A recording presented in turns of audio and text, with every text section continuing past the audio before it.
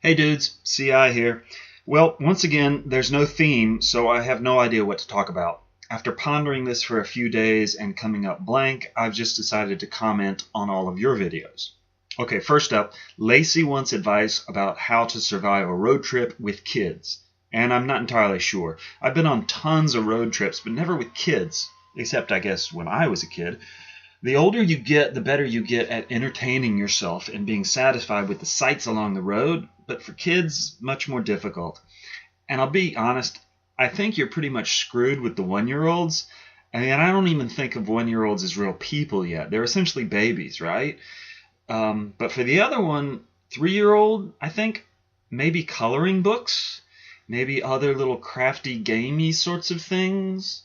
To be honest, you're probably sort of screwed with that going too. It's going to be a tough 6 hours, Lacey, plus the 6 hours coming back. So Godspeed to you. I'll be interested to hear about it when it's over. Who's next? We'll do Jekka next, and she hates the heat. I hear you, man. I do too.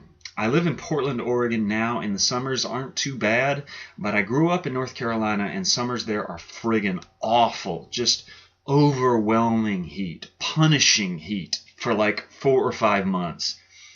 I suppose that if I grew up in Minnesota, I'd love summers because it comes after, the long, horrible Minnesota winter. Summer must be like a salvation to people up there. But in North Carolina, for me at least, it was the opposite. Summer was the most hellish time of the year, and winter was a wonderful relief. Okay, now I will follow Nathan's lead and try to kick a hat from my foot to my head. It took Nathan over 100 tries, so this could take a while. Oh, well, what do you know? First try. And lastly, Dan and Tiago were both talking about philosophy, so I'm going to sing Monty Python's Philosopher's Song, which is really just a drinking song with a bunch of famous philosophers.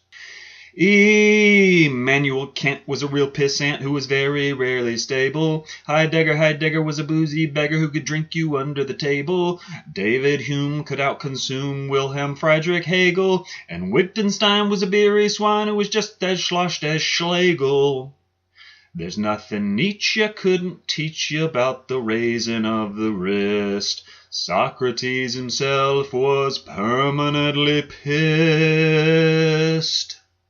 John Stuart Mill, of his own free will, on half a pint of shandy was particularly ill. Plato, they say, could stick it away. Half a crate of whiskey every day. Aristotle was a bugger for the bottle. Hobbes was fond of his dram. And René Descartes was a drunken fart. I drink, therefore I am. Yes, Socrates himself is particularly missed. Hey, lovely little thinker but a bugger when he's pissed. All right, that's it. See you tomorrow, Linda.